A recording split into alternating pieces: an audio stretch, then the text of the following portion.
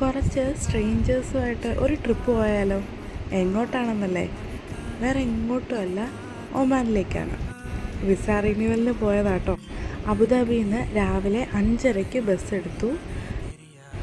ഒരു 12:30 1 മണിയൊക്കെ ആയപ്പോഴേക്കും UAE എക്സിറ്റ് ചെയ്ത് ഞങ്ങൾ ഒമാൻ എത്തി കേട്ടോ. അപ്പം ഇത് ഒമാൻ ബോർഡറാണ്.